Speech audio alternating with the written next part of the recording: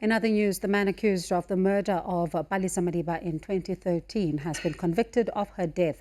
Madiba disappeared after sleeping over at a friend's home in Phiri in Soweto in August 2013. Her body was found buried in a shallow grave in the backyard of her friend's home, where the accused also lived in 2015. The man accused of her murder, Dumisani Mkhwanazi, is the uncle of Madiba's friend. Sentencing arguments in that particular case will begin from the 26th of February next year. We're now joined by Newzroom Africa assignment editor Mpho Raphata and reporter Linda Mnisi, who have both followed the story over the years. Good evening and thank you so much for your time tonight. Mpho, I'll begin with you. You hear of a student that is missing, like any other journalist. You're probably wondering what makes this case special, what makes this case different to any other case that we would have seen of a missing person's investigation. And then you get to the home and you find a completely, dramatic situation unfolding. You know, Bongiwe, when we heard, at the time I was working on radio and the family came out to try and get the radio station to help try and find her after about 2-3 days of her being missing. The family had laid a charge with the Diepkloof police station, and even that was quite a thing because they weren't aware that she had actually been missing. They were made aware when she didn't rock up at varsity on the day when her friend had left her with her uncle to say, we haven't been able to find her. She didn't rock up for class, and people were getting worried. And so her family then went back to her friends to ask, like any parent would, I would imagine, to find out, listen, we understand that she was here. Where is she? Have you seen her? Do you know anything about her whereabouts? And I remember that the friend at the time had just said Tidi was working, so she left her in the company of her uncle, who is now Dumisani, and had gone to work. And in the beginning, the family of Tidi, the Qanazis, were saying that Palesa definitely left their property to go to UJ at the time, only to find, of course, that that never really happened. And even the neighbors, when we started asking around, did you see her leave the property? Do you know whether she left or not? And many people were saying she was quite a jolly person who greeted everyone, who everybody knew that she was friends with Phiri, so they never saw her leave. And I remember we went to the house, searching. And when we got there, the family there said, no, she left. So it was a time of searching, and at the time I remember the Qanazi's house was under construction, so they were building at the home. So there were a lot of things that were happening whilst people were looking for her at the property, but also even the neighbors were trying to help look. But it was just one of those things where you could see the pain in her parents, particularly her mom, and her uncles, who were also trying to help look for her. I don't know how many times we went back to the Qanazi's house. And in fact, at some point, there were threats of a court interdict to say that, you mustn't come close to the property. They felt harassed by us.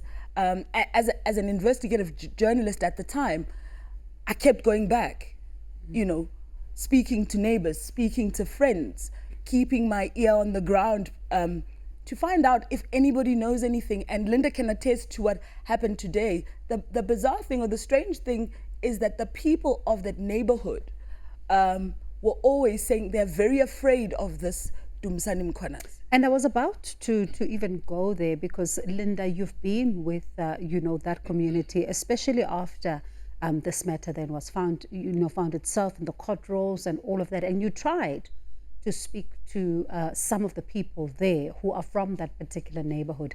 Are they forthcoming with information? It's quite strange, Bongiwe, given the fact that today we heard a court of law saying he's guilty, and the chances of him, coming out or going back to the community are very slim at this point. But you interact with that community, and they still say, this guy has connection. This guy, has friends who will watch us on TV, and we don't know what may happen to us. In fact, last year, shortly after his arrest, I went back, and there was a brave man that spoke to me and said, this guy is quite dangerous. I mean, I remember at some point, I was sleeping, and him and his friends were all over my house, my yard, and they were on top of my house to a point where I was missed by a bullet while I was in bed. So, those are some of the stories that come out of that community. But till today, till this very day where he's found guilty of the murder, people are still saying, we're scared of this guy. And Linda, you spoke to the mother. She wasn't the only one in court, obviously, because there were other people sitting in the benches there. Did you get any sight of Dumisani's family, just to get a sense of what they make of this particular ruling? I, in fact, tried to reach Dumisani Mkhwanazi earlier on, and she said she had been promising for a very long time that she'd speak to us, after this matter, is wrapped up. But of course, to no success. His family, rather, spoke to him briefly before the court proceedings began, just finding out exactly how he's doing. And all this time, he did not want to look at anybody until his family members came and greeted him. But, he had quite a very hostile attitude towards anybody else that tried to interact with him throughout the proceedings. And Mpho, when you look at Palesa's mother, certainly a different picture of what she was then, as she was distraught, a mother that was trying to seek answers. And today she will probably sleep better because she was even smiling in the interview with Linda earlier on during the day. But certainly it's still to this day unclear why this actually had to happen. Bongiwe, earlier on when I found out what happened, I recall that I think this time in 2015, there were leads and people were talking about how there's a possibility that there's a friend that might go to the police to talk about knowing where Palesa was buried, and the family was talking to the investigating officer. So when I looked at her, definitely she looked like someone who was relieved. Because throughout the journey, in fact, this is the first time that I've seen her speak. She's never spoken to the media about how she feels, about the trauma that she went through, how her family has, over the years, dealt with Palesa's missing, her being found behind the back rooms of the Qanazi home, identifying her bones. I think for me, this entire story, the most telling part was her having to identify what were remains of her daughter in 2015. So as a parent, I would imagine that she is really relieved, and her family is relieved, because I can tell you over the years, we were called to shallow graves where people had thought it might be her. We were called to clubs. We were called by prophets. So it's really been a journey that I think at this point, the Madiba family and their relatives are really, having faith in the law, because at some point they were feeling as though, they're not getting justice.